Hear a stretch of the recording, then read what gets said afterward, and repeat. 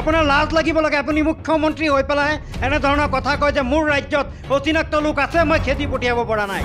কোন অচিনাক্ত লোকে ৰিক্সাৰ ড্ৰাইভাৰ, বাছৰ ড্ৰাইভাৰ? ইমানেই জানে আপুনি মুখ্যমন্ত্ৰী, আপুনিলৈকে গম পাই গৈছে যে অচিনাক্ত লোক খেতি পথাৰত, বাছত অচিনাক্ত লোক, মানুহৰ ঘৰত অচিনাক্ত লোক, লগতে ৰিক্সাত অচিনাক্ত লোক। কোন অচিনাক্তই খেতি পথাৰ দখল কৰিছে স্পষ্ট কৰক মুখ্যমন্ত্ৰীগৰাকীয়ে। অচিনাক্ত লোকে খেতি কৰিব আৰু সেই খেতিৰ শাক পাচলিৰ মূল্য বাঢ়িছে নে কমিছে? পুনৰ মুখ্যমন্ত্ৰীক উভতি ধৰিছে মুছলিম জাতীয় পৰিষদে। এজনো বিদেশীক আপুনি খেদি পঠাইছে, এজনো অচিনাক্ত লোকক আপুনি চিনাক্ত কৰিব পাৰিছে, নোৱাৰিছে। আপোনাৰ লাজ লাগিব লাগে। আপুনি মুখ্যমন্ত্ৰী হৈ পেলাই এনেধৰণৰ কথা কয় যে কি ক'লে মুছলিম জাতীয় পৰিষদৰ মুখ্য সাংগঠনিক সম্পাদক আজিজুৰ ৰহমান। সিদিনা জামুগুৰিত মুখ্যমন্ত্ৰী মহোদয়ে ভাষণত কৈছে অচিনাক্ত লোকে ৰিক্সা দখল কৰিছে, ৰিক্সাৰ ড্ৰাইভাৰ অচিনাক্ত লোক, অচিনাক্ত লোকে বাছৰ ড্ৰাইভাৰ, বাছ দখল কৰিছে, খেতি পথাৰ দখল কৰিছে, অৰ্থনৈতিকভাৱে দখল কৰিছে, অসমীয়াৰ ঘৰত কাম কৰে অচিনাক্ত লোক। আমি মুছলিম জাতীয় পৰিষদে আহ্বান জনাইছোঁ, স্পষ্ট কৰক সেইসকল অচিনাক্ত কোন? অচিনাক্ত লোকৰ মুক্ত বিচৰণ নেকি মুখ্যমন্ত্ৰী মহোদয়? অসম কি অচিনাক্ত লোকে ভৰি পৰিছে? মুক্ত বিচৰণ ইমানেই যদি মুক্ত বিচৰণ হৈ আছে, কাখন কিয় আপুনি গৃহীত কৰিবলৈ গৈ আছে? কাৰ বিৰুদ্ধে কিয় আপুনি মাত মাতা নাই? আমি যে কৈ আছোঁ কা আমি নামানো, সকলো দল সংগঠনে যেতিয়া কৈ আছে কা নামানে, আপুনি কিয় গৃহীত কৰাৰ পক্ষত আছে? অচিনাক্ত লোকৰ যদি মুক্ত বিচৰণ অসম, আপুনি যদি জানে যে খেতি পথাৰতো অচিনাক্ত লোক, আপুনি ইমানেই জানে, আপুনি মুখ্যমন্ত্ৰী, আপুনিলৈকে গম পাই গৈছে যে অচিনাক্ত লোক খেতি পথাৰত, বাছত অচিনাক্ত লোক, মানুহৰ ঘৰত অচিনাক্ত লোক, লগতে ৰিক্সাত অচিনাক্ত লোক, অৰ্থনৈতিকভাৱে অচিনাক্ত লোকে দখল কৰিছে। আপুনি কৈ আছে জামুগুৰিৰ ভাষণত, কিন্তু আপুনি আজিলৈকে দেখাব পাৰিব যে এজনো বিদেশীক আপুনি খেদি পঠাইছে, এজনো অচিনাক্ত লোকক আপুনি চিনাক্ত কৰিব পাৰিছে? নোৱাৰিছে। আপোনাৰ লাজ লাগিব লাগে। আপুনি মুখ্যমন্ত্ৰী হৈ পেলাই এনেধৰণৰ কথা কয় যে মোৰ ৰাজ্যত অচিনাক্ত লোক আছে, মই খেদি পঠিয়াব পৰা নাই। মোৰ ৰাজ্যত অচিনাক্ত লোক আছে, বাছৰ ড্ৰাইভাৰ কৰি আছে, অপেন ঘূৰি আছে, মই আজিলৈকে গ্ৰেপ্তাৰ কৰাব পৰা নাই, মই আজিলৈকে চিনাক্ত কৰিব পৰা নাই। মোৰ ৰাজ্যত অচিনাক্ত লোকে অৰ্থনীতি দখল কৰিছে, খেতি পথাৰ দখল কৰিছে, মই আজিলৈকে গ্ৰেপ্তাৰ কৰিব পৰা নাই। অসমীয়াৰ ঘৰত অচিনাক্ত লোকে কাম কৰে, মই আজিলৈকে দেখিও নেদেখাৰ ভাও জুৰি আছোঁ।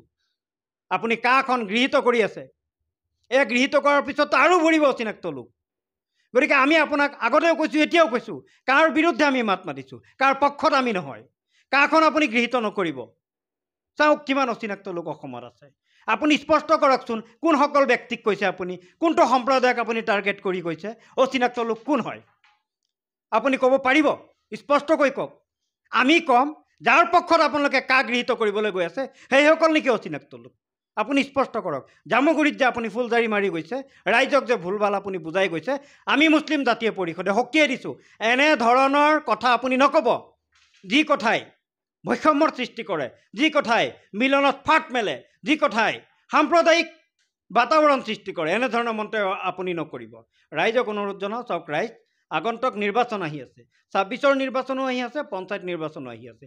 এতিয়া একাংশ ৰাজনৈতিক নেতাই এনেধৰণৰ যিবিলাক আচৰণ কৰে, বৈষম্যমূলক আচৰণ কৰে, সাম্প্ৰদায়িক মন্তব্য দিয়ে, তেওঁলোকে পিকআপটো এতিয়া বেছিকৈ দিব। তেওঁলোকৰ পিকআপ এতিয়া বেছি হ'ব। তেওঁলোকে এতিয়া পূৰা চেষ্টা কৰিব আমাৰ মাজত মিলন ভাঙিবলৈ, আমাৰ মাজত ফাট মেলাবলৈ। আমাৰ যি মিলন তেওঁলোকৰ সহ্য হোৱা নাই। আমি যে সকলো জাতি বৰ্ণ ভাষা নিৰ্বিশেষে অসমীয়া হৈ জীয়াই আছোঁ, সেয়া তেওঁলোকৰ সহ্য হোৱা নাই। মুখ্যমন্ত্ৰী মহোদয়, লাচিত বৰফুকনৰ দেশৰক্ষী যেনেকৈ ইছমাইল ছিদ্দিকী, বাঘ হাজৰিকা আছিলে, তেনেকৈ আমি গোটেই মুছলমান অসমীয়া জাতিৰ কাৰণে প্ৰাণ দিবলৈ সাজু আছোঁ, এই জাতি ৰক্ষা কৰিবলৈ সাজু আছোঁ। গোটেই অসমীয়া জাতিৰ দেশৰক্ষী হৈ আমি চিৰদিন থাকিবলৈ আমি সাজু আছোঁ। জাতীয় সত্তাক জীয়াই ৰাখিবলৈ আমি সাজু আছোঁ। অসমীয়া জাতি কলা কৃষ্টি সংস্কৃতিক জীয়াই ৰাখিবলৈ আমি আছোঁ। আমি দেশৰক্ষীৰ দৰে কাম কৰিম। গতিকে কোনেও নাভাবিব যে মুছলিম জাতীয় পৰিষদ এটা সম্পূৰ্ণ মুছলমানৰ দল বা মুছলমানৰ এটা সংগঠন, এইটো আপোনালোকে নাভাবিব। মুছলিম জাতীয় পৰিষদ সকলোৰে হৈ মাত মাতিব।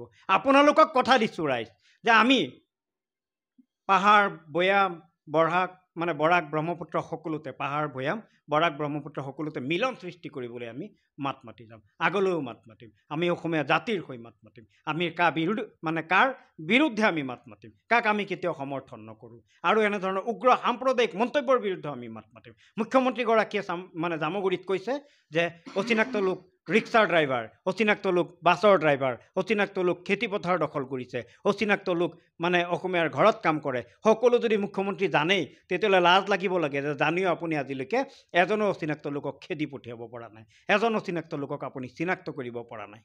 ডিটেনশ্যন কেম্প কিয় বনাই থৈ দিছে?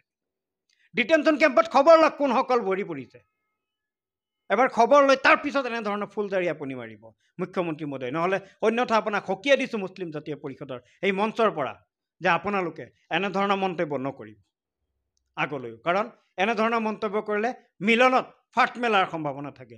এনেধৰণৰ মন্তব্য আপুনি নকৰিব যি মন্তব্য কৰিলে আমাৰ মাজত যি মহামিলন, যি একতাত ফাট মেলাৰ সম্ভাৱনা থাকে। গতিকে সকলোকে তাৰ পৰিৱৰ্তে আপুনি সকলোৰ মাজত মিলন সৃষ্টি কৰক, এয়া আহ্বান জনাওঁ আপোনাক। তাৰ পৰিৱৰ্তে আপুনি শৈক্ষিক, সামাজিক, অৰ্থনৈতিকভাৱে অসমক সকলো সম্প্ৰদায়, জাতি, বৰ্ণ, ভাষা নিৰ্বিশেষে সকলোকে একগোট কৰি কেনেদৰে আগুৱাই লৈ যাব পাৰি তাৰ প্ৰতি আপুনি মনোযোগ দিয়ক, সেয়া চেষ্টা কৰক। তেতিয়া কম আপুনি ৰাইজৰ মুখ্যমন্ত্ৰী, অন্যথা নকওঁ।